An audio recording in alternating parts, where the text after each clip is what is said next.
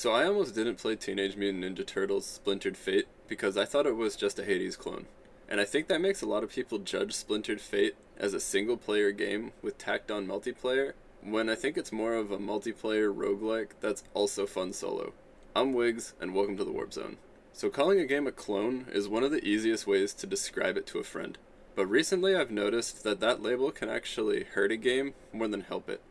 Back when Dark Souls became mainstream, there really weren't many games like it, so when games like Nioh came out using that same style, they were immediately called Dark Souls clones. And I remember ignoring them. I'd hear Dark Souls clone and assume it was just some lesser version of Dark Souls, so why bother? But over time, those games proved that they weren't just copying Dark Souls, they were building on the formula and adding their own ideas. So eventually, Dark Souls clone became its own genre, the Souls-like. And I think a similar thing is happening with roguelikes. The genre existed long before Hades, but Hades became such a defining example of what the genre can be that a lot of similar games are called Hades clones. And usually that label isn't neutral, it's followed by, but worse.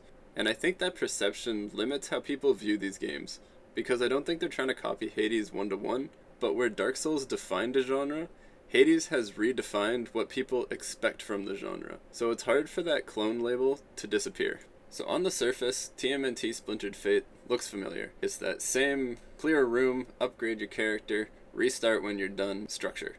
Once you actually play it, differences become a little more obvious. The combat is very reactive and opportunistic because enemy attacks are built around large AoE indicators.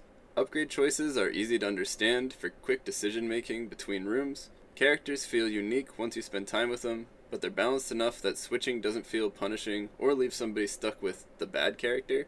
Room design is pretty simple, it's not very stylized, they're mostly large open spaces with no environmental hazards, and I don't think any of these choices are accidental when you consider you can have up to 4 people playing together. All of these decisions benefit a multiplayer-focused game, so everyone actually has a chance to see what's going on. Most roguelikes are designed as single-player experiences focused on increasingly difficult gameplay. Splintered Fate feels like it's trying to adapt that formula for co-op play instead. So depending on how you look at the game, the design choices begin to make more sense.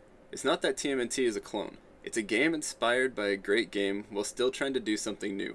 And that's what you need for a genre to evolve. Please like and subscribe if you enjoyed this video, and comment below if there's a clone out there that won you over. And if you hear a game is given the clone label, I challenge you to look a little deeper into it, because you might miss something you really enjoy. Thanks for hanging out in the Warp Zone.